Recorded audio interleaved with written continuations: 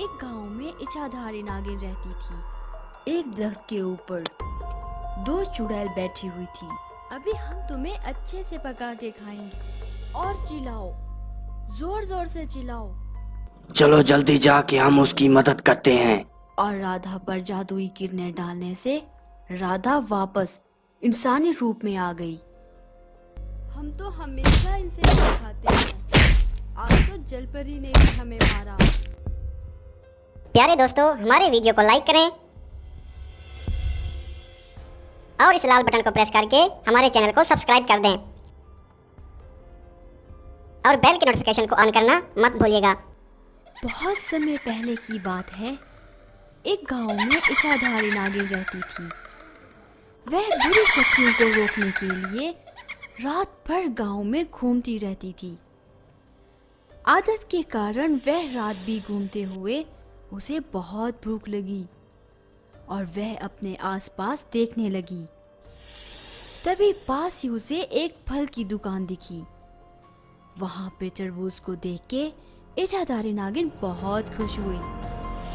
वह अपनी भूख को मिटाने के लिए वहां पहुंच गई। आहा, मैं इन्हें खा के अपनी भूख मिटाऊंगी। ऐसा कह के वहां से थोड़े तरबूज उठा के उसने खाना शुरू कर दिए। ये तरबूज तो बहुत मीठे हैं, मैं इन्हें और नहीं खा सकती। ऐसा कहकर इच्छाधारी नागिन ने बाकी टुकड़ों को वहीं छोड़ दिया और वापस नागलोक जा पहुंची। थोड़ी देर बाद वह दुकान के मालिक की बेटी राधा बाहर आई। वहां पे उसने उन टुकड़ों को देख के सोचा कि शायद उसके पापा ने उसके लिए छोड़ा। उसने उनको खाना शुरू कर दिया। थोड़े तरबूज के टुकड़े खाने के बाद उसके शरीर में कुछ बदलाव नजर आया और फिर वह इच्छाधारी नागिन बन गई। राधा बहुत डर गई। उसे समझ नहीं आ रहा था कि वहां क्या चल रहा था। ये क्या हुआ मुझे? ये मेरे पैरों को क्या हो गया? मेरी त्वचा ऐसे क्यों बदल रही है? मैं तो नागिन बन रही हूँ। अरे कोई तो बचाओ मुझे, बचाओ बचाओ। वहां कुछ दूरी पे एक दरख्त के ऊपर दो चुड़ैल बैठी हुई थी। इच्छाधारी नागिन आ गई। शायद ये सोचकर वह दोनों आवाज की तरह जा पहुंची। ओह, इच्छाधारी नागिन, रास्ता भटक के आई हो क्या? ये तो बहुत अच्छा हुआ। अभी हम तुम्हें अच्छे से पका के खाएंगे। ये नहीं हो सकता, इसे सिर्फ मैं पका के खाऊंगी। पहले उसे यहाँ से ले जाकर आग में अच्छे से पकाकर फिर हम दोनों खाएंगे।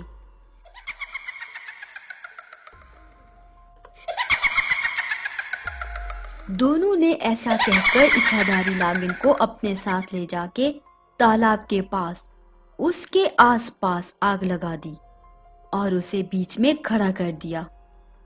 राधा को कुछ समझ नहीं आ रहा था कि वह कैसे नागिन बनी और ये दोनों चुड़ैल उसे क्यों यहाँ लेकर आईं और क्यों खाना चाहती थी उसे। अरे कोई तो बचाओ मुझे, बचाओ बचाओ। और चिल्लाओ, जोर जोर से चिल्लाओ। ये सुन के तुम्हारे पिता और नागराज यहाँ आके मुझे अपनी नागमणि दे देंगे।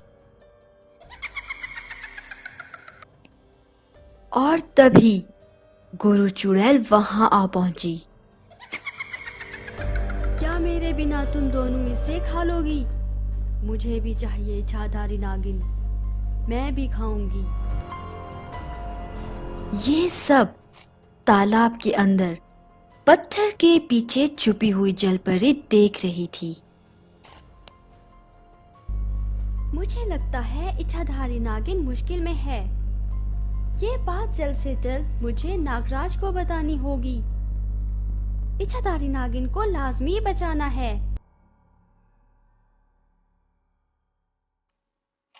ऐसा कहकर जलपरी उड़ते हुए नागलोक जा पहुंची और यहाँ इच्छाधारी नागिन के रूप में राधा के आसपास तीनों चुड़ैल मिलकर बहुत खुश हो रही थी।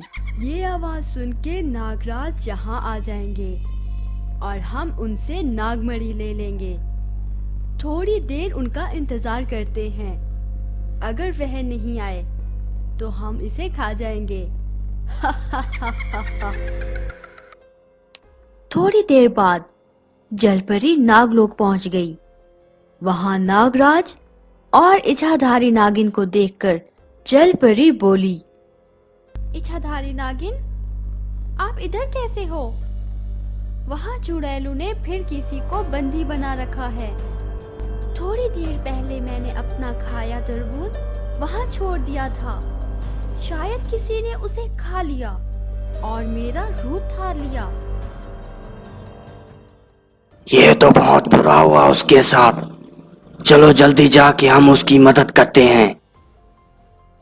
नागराज, इच्छाधारी नागिन और जलपरी राधा की मदद करने के लिए चुड़ैलों की जगह पहुंच गए।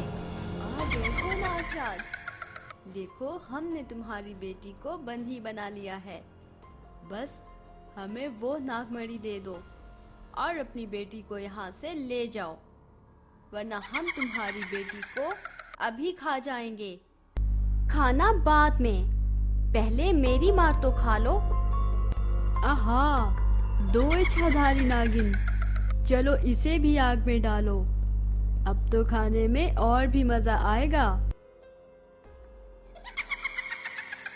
तभी नागराज ने अपनी शक्ति की मदद से उन पर पानी छोड़ दिया और सारी आग बुझा दी और राधा पर जादुई किरणें डालने से राधा वापस इंसानी रूप में आ गई।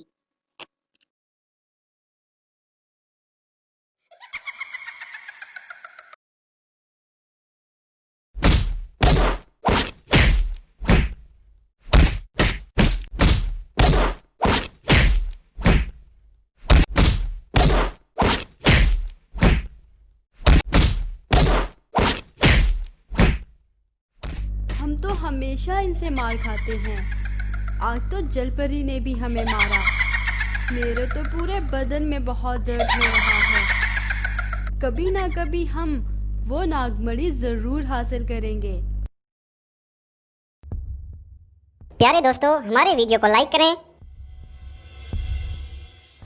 और इस लाल बटन को प्रेस करके हमारे चैनल को सब्सक्राइब कर दें और बेल के नोटिफिकेशन को ऑन करना मत भूलिएगा।